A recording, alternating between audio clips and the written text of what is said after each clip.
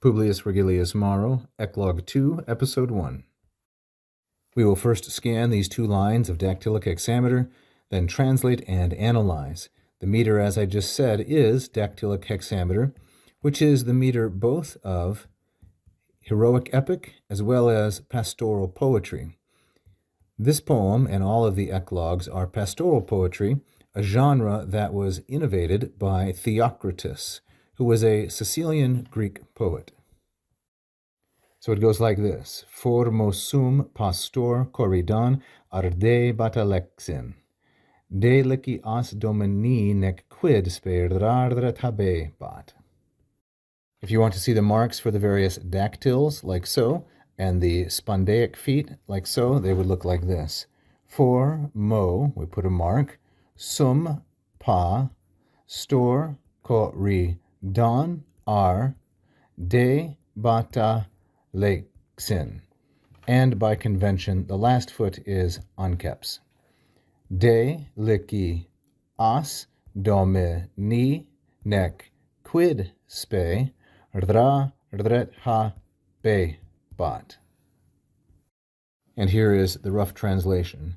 The shepherd Corydon was very fond of, or burned for, the handsome Alexis. Alexis was the favorite of his master, nor did he have any reason as to why he should hope.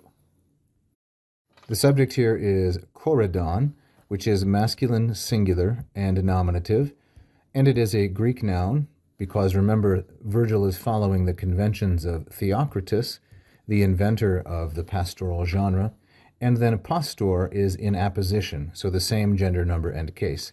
The verb ardebat is second conjugation, ardeo, ardere, like so, and with the ba, we know it is imperfect. It is third singular, imperfect, indicative active. The object is alexin, which is masculine, singular, and accusative. It in turn is modified by formosum, which will be the same gender, number, and case.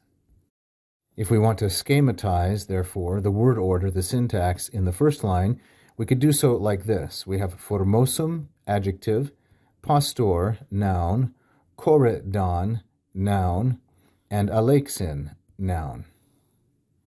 Of course, if we wanted to include the verb, we would label that C. But there is another way to show the relationships syntactically between the words in this first line. And that is like this. Formosum, although an adjective, goes with alexin.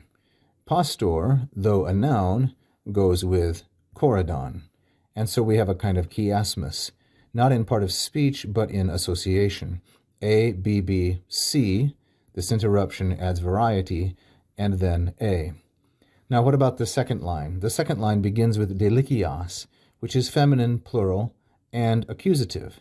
Now delicias is a noun, it's a collective. The nominative, I should say, not the singular. The lexical entry is delicii, deliciardrum, like so. Why is it put here?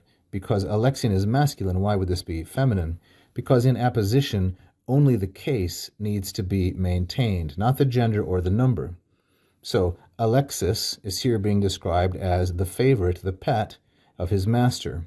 And so a positive, delicias, agrees in case, accusative, with alexin, but disagrees in gender and number. Then we have domini, which is masculine, singular, and a genitive of possession.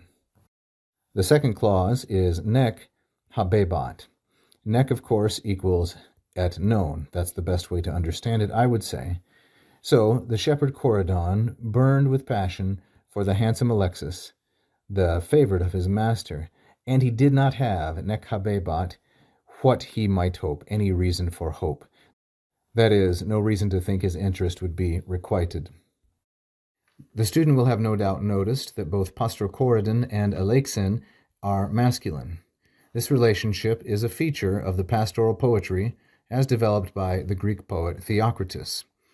What Vergil himself thought about this as a Roman is difficult to say, but he is certainly imitating the conventions of the genre. Thank you for watching. I hope you enjoyed that free lesson. Please like and subscribe, hit the bell. You can also become a patron at patreon.com/LatinPerDiem. And if you really loved it, you can leave a tip right here as a super fan. Thank you so much.